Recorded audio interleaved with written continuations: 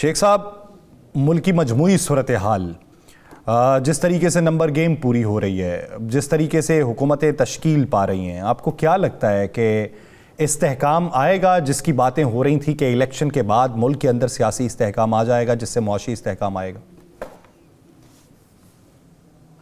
بسم اللہ الرحمن الرحیم۔ انفارچونیٹلی یہ ہوا کہ الیکشن تو ہو گئے اور الیکشن ہی کہا جا رہا تھا کہ جلد سے جلد کرائیں، بہت زور دیا جا رہا تھا، لیکن الیکشن میں لوگوں نے مینڈیٹ کسی ایک پارٹی کو نہیں دیا، سپلٹ مینڈیٹ ہوا، اور وہ بھی اس میں بھی کئی ڈاؤٹ کریٹ ہو چکے ہیں الیکشن کے ریزلٹس پہ بھی۔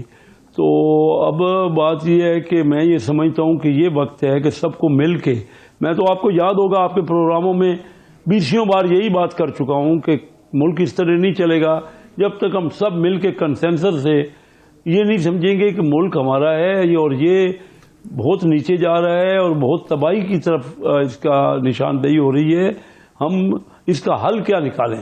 ملک کے تمام جو الیکٹ ہوئے نا لوگ، وہ محب وطن ہیں، ڈفرینٹ پارٹی سے تو ہو سکتے ہیں، لیکن اب جب تک اگر یہی ہم نے شروع کرنا ہے الیکشنز کا، پہلے دن سے میں آپ سے کہہ رہا تھا کہ کوئی ایک پارٹی اکثریت لیتی ہوئی نظر نہیں آ رہی، اب یہی صورتحال ہے، اور اسٹیبلٹی اس میں آنا دیکھیے بالکل آ سکتی ہے اگر یہ سمجھا جائے کہ سب کو ایکوموڈیٹ کرنا ہے، ایک دوسرے کے معاملے کو ایڈجسٹ کرنا ہے، یہاں ٹالرنس دکھانی ہے، اور اگر یہی جھگڑے رہے اور ایک دوسرے سے اختلاف عروج پہ رہا تو اس میں تو کوئی شک نہیں کہ مشکل حالات اور بڑھ جائیں گے، اور جو جس طرح ہم چاہتے ہیں کہ ملک اسٹیبلٹی پہ جائے، ملک کی اکانومی بہتر ہو، لوگوں کو روزگار ملے، ہم نے جو وعدے کیے ہیں، جو لوگوں سے لوگوں کی توقعات ہیں کہ مہنگائی دور ہو جائے اور غربت ختم ہو جائے، تو یہ تو ہوتا ہوا نظر نہیں آ رہا۔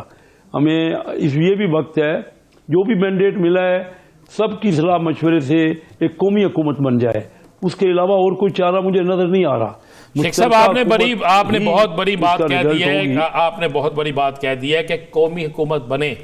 ہم بھی سمجھتے ہیں کہ تمام سیاسی جماعتوں کو اب اس وقت اکٹھا ہونا ہوگا، اس ملک کی بہتری کے لیے سب کو اکٹھے ہونا ہوگا، اور اس میں سب کو اپنا اپنا کردار ادا کرنا ہوگا۔ تو پھر کیا آپ کی جماعت اس میں پہل کرے گی؟ دیکھیے، میاں شہباز شریف صاحب نے کھل کے کہا ہے کہ کیونکہ زیادہ اکثریت جو ہے سیٹوں کے حساب سے وہ لوگ ہیں جو آزاد کہہ لیں یا پی ٹی آئی کے سپورٹرز کہہ لیں، تو ان سے اگر حکومت بن سکتی ہے اب نہ تو آزاد کا سب سے پہلے تو ان کا رائٹ ہے۔ شیخ صاحب، نہ تو آزاد کہا جا سکتا ہے، نہ تو پی ٹی آئی کے سپورٹرز کہا جا سکتا ہے، سنی اتحاد کونسل ہے، اگر پارٹی وائز دیکھنا ہے تو ان کی نشستیں پھر زیادہ بنتی ہیں قومی اسمبلی میں۔ جی، تو ان کا پہلا رائٹ ہے نا جی، کہ اگر وہ حکومت بنا سکتے ہیں تو بالکل ان کو بنانی چاہیے۔ اب لیکن وہ اگر کہیں کہ ہمیں نہ مسلم لیگ کے ساتھ بیٹھنا ہے نہ ہمیں پیپل پارٹی کے ساتھ بیٹھنا ہے، تو پھر آپ بتا دیجئے کون سا اور راستہ ہے، سب مل کے بیٹھ جائیں۔ چلو اگر وہ سمجھ نہیں آ رہی تو سب مل کے بیٹھ جائیں۔ شیخ صاحب، وہی راستہ ہے جس راستے سے پیپلز پارٹی نون لیگ اکٹھی بیٹھ گئی ہے، اسی راستے پہ انہیں بھی لے آئے۔ ہاں، بیٹھ گئی ہے، اور کوئی آپشن نہیں بچا نا، بیٹھی ہے، لیکن کوئی اس سے آپ کہیں کہ کوئی اسٹیبلٹی ہو جائے گی جب تک باقی جو زیادہ اکثریت میں پارٹی کے ممبر بنے ان کو بھی ان کی رائے کو بھی ساتھ لینا پڑے گا نا۔ ہم تو charter of democracy, charter of economy کی بات آپ کے پروگراموں میں آپ بتائیے رانا صاحب، میں بار بار وہی بات تو کرتا رہا ہوں، کوئی تبدیلی آئی ہے؟ وہ دیکھیں نا، الیکشن تو ہو گئے، اب الیکشن ہونے سے بہت کہا جاتا تھا نا جلد الیکشن ہو، جلد الیکشنوں کو ڈیلے کیا جاتا رہا ہے۔ آپ مانتے ہیں کہ جو دعوے کیے جاتے ہیں کہ باہر کا انویسٹر آئے گا میاں نواز شریف صاحب کے نام کے اوپر، وہ بھی آپ کو آتا ہوا دکھائی دیتا ہے؟ دیکھیے، آپ کو پتا ہے کہ میں اکنامک فائنانس سائٹ کا آدمی ہوں، میں تو یہی میری کوشش ہے کہ کسی طرح ہمارے ملک میں کانفیڈنس پیدا ہونا، لیکن وہ بھی تبھی ہوگا جبکہ ہم ان کی رائے لیں گے۔ جہاں کبھی تو دیکھیں نا باہر کا فائنانس منسٹر آ جاتا ہے، کبھی بینکر آ جاتے ہیں، اصل ملک کی اکانومی کو بوسٹ کرنا ہے اور اس کو اٹھانا ہے، لوگوں کا معیار زندگی بہتر کرنا ہے، لوگوں کو امیر بنانا ہے۔ لوگوں کو مختلف طریقوں، اور وہ وہی کر سکتے ہیں جو کہ اس لائن میں شیخ صاحب لوگ آپ کو سال ہو گئے، 7واں الیکشن لڑ رہا ہوں، لوگ آپ کو سن رہے ہیں اور لوگوں کی ایک بڑی امید بنی ہوئی ہے. میاں صاحب نے کہا تھا 4 روپے کی روٹی ملے گی اقتدار ہمارا آنے دے، 10 روپے کی کلو سبزی ملے گی، 300 یونٹ فری ملیں گے، یہ ساری چیزیں تھی. کیا عوام کو اب یہ سکھ کا سانس آئے گا؟ کیا روٹی 4 روپے میں ملے گی؟ کیا بجلی سستی ہوگی؟ کیا سبزی 10 روپے کلو میں ملے گی؟ یہ عوام جاننا چاہتی.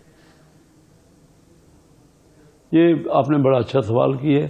ضرور یہ ہوگا اگر ہم سب دیکھیں، کوئی اتنا مشکل کام نہیں ہے، پوٹینشیل ہے پاکستان میں. میں کیوں سیاست میں آیا یا کیا میری ایکسپرٹیز ہے؟ میں تو یہی کہتا رہا ہوں کہ جب تک ہم سب کو ملا ہے، میں ابھی اٹھ کے آ رہا ہوں، بہت کافی لیڈنگ بزنس مینوں سے میرا انٹریکشن ہوا ہے. کل میں اسلام آباد چیمبر آف کامرس انڈسٹری گیا ہوا تھا، ان سے میں نے مشورہ کیا کہ کیا کیا جائے. دیکھیے سب چیزیں تب ہوں گی جب ہمارے آپس میں اختلافات ختم ہوں گے، جب ایک پیج پہ آئیں گے اور کوئی ایسا آدمی فائنانس منسٹر بنے گا جو کہ ملک کی اکانومی کون ایسا آدمی سر؟ 3 لوگوں کے نام ہیں، صرف یہ کام ہوتا ہے. 3 لوگوں کے نام ہیں. کام کیا ہوتا ہے ہمارے فائنانس منسٹر کا کہ قرضے لو اور اس کو قرضے واپس کس طرح کرو. سارا دن تو اس کا اس میں گزر جاتا ہے. فائنینشیل ایکسپرٹ اپنی جگہ پہ. اس ملک کو ترقی 2% ہماری گروتھ رہ گئی ہے. فنچ آپ کے سامنے کہہ رہی کہ ہم قرضے نہیں دے پا رہے، اور نیا جو IMF کا فردر ہمیں بہت بڑا ایک پروگرام چاہیے IMF کا. تو وہ دیکھیے بات یہ کہ ہمارے اپنا اکانومی بھی تو بڑھے نا. ہم صرف قرضے لے کے کیسے برداشت کر سکتے ہیں کہ ان کا پے بیک کریں اتنے اونچے ریٹوں پہ؟ اچھا شیخ صاحب یہ بتائیے، آپ کہتے ہیں کہ کوئی ایسا فائنانس منسٹر آئے، کون آئے؟ سلطان الانا صاحب آئے، محمد جان زیب صاحب آئے، اسحاق ڈار صاحب آئے، کون بہتر ہے؟ کس طرح وہ آئے؟ انہوں نے کیا کیا ہے؟ 31 سال تو میں گلی گلی پھر رہا ہوں، دھکے کھا رہا ہوں اس کام کے لیے. سر مجھے بنانا ہی ہمیں نہیں ہے الیکٹڈ بندے کو. شیخ صاحب کیوں نہیں بن سکتے جی؟ وہ جو پارٹی نے نام دیا یار پارٹی، شیخ صاحب کیا مجھے بتائیں BJP سے آئے ہیں؟ یہ تو شیخ صاحب بھی تو نون لیگ سے آئے ہیں نا، تو ان کی ایکسپرٹی ہے. نہیں، پہلی بات تو یہ ہے کہ قومی اسمبلی، دیکھیے آئین آپ کا کہتا ہے کہ بجٹ اور فائنینشیل میٹر پہ ووٹ صرف قومی اسمبلی کے ممبر نے دینا ہے. اس میں سینٹ کا ممبر بھی نہیں دے سکتا. آئین کے سپرٹ کے بغیر ہے کہ اگر قومی اسمبلی کے الیکٹڈ ممبر کے بغیر آپ فائنانس منسٹر بنائیں گے یا کوئی ایسی چیز بنائیں گے، کوئی ایسا بندہ جو کہ وہ ملک کو نہیں سنبھال سکتا. ابھی ملک نہیں سنبھلے گا اگر آپ الیکٹڈ لوگوں کو پیچھے کر دیں گے. تو لوگوں کی جو توقعات ہے، ہم جو ان کو ساری باتیں کرتے رہے، ہم جو ان سے کہتے رہے کہ ہم آپ کا رزلٹ نکالیں گے، باہر والے لوگ نہیں کر سکتے. بڑے تجربے ہم نے کر لیے، اور میں فلی طور پہ ریزسٹ کروں گا اس بات کو. اگر قومی اسمبلی کے باہر کا کوئی الیکٹ ہوگا تو کبھی بھی اس ملک کے، اور اس کے ساتھ ساتھ قومی اسمبلی کے باقی تمام پارٹیوں کو بھی ساتھ ملانا پڑے گا. ہمیں کنسنسس بنانا پڑے گا. اس کے بغیر آپ کہے 2-3 مہینے 4 مہینے چلے گا. آپ کی GDP جب تک بڑھے گی نہیں، طریقے ہی ہمارے پاس ہیں کہ کس طرح ملک کا لیکیج ختم کرنی ہے. شیخ صاحب ڈالر نیچے آ رہا ہے کہ نہیں؟ ڈالر بھی دیکھیے نیچے آ رہے تو اس کی پالیسیز ہوتی ہے نا. اگر ہماری ایکسپورٹ بڑھے گی یا باہر سے ڈائریکٹ فارن انویسٹمنٹ آئے گی تو تب ڈالر نیچے آئے گا نا. اگر ہماری امپورٹ بڑھتی رہے گی اور باہر سے پیسہ بھی نہیں آئے گا تو یہ اس کے لیے کوشش. ہمیں پتہ ہے نا کس طریقے سے آنا ہے. ہمیں بنایا سامنے تو بٹھائیں، ہمیں کوئی اختیار تو دے نا. ابھی بھی میں بیٹھ کے بہت کافی بزنس مینوں سے ڈسکس کر کے یہی بات آیا ہوں، اور میری زندگی گزر گئی ہے. میں نے 52 سال پہلے Karachi chamber of commerce industries کا الیکٹ ہو کے بنا. پھر میں پریزیڈنٹ بنے ہوئے بھی مجھے تقریباً 1987 میں بنا، تو 37-38 سال ہو گئے. اب یہ انٹریکشن ہے نا. میرا بیٹا عرفان کیسر مرحوم، وہ Lahore chamber of commerce industry کا پریزیڈنٹ بنا. یا تو کوئی لائے نا ایسا آدمی جو مختلف لوگوں کے ساتھ اتنا انٹریکشن اس کا ہو. لوگوں کا کانفیڈنس جب تک لوگ کانفیڈنس نہیں کریں گے. آپ خود کو کینڈیڈیٹ سمجھ رہے ہیں وزیر خزانہ کا؟ بالکل، میں فل فلیج کینڈیڈیٹ ہوں، اور میں یہ سمجھتا ہوں کہ میں مل جل کے ملک کی اکانومی کو سنبھال سکتے ہیں. دینا میں چیلنج قبول کرتا ہوں.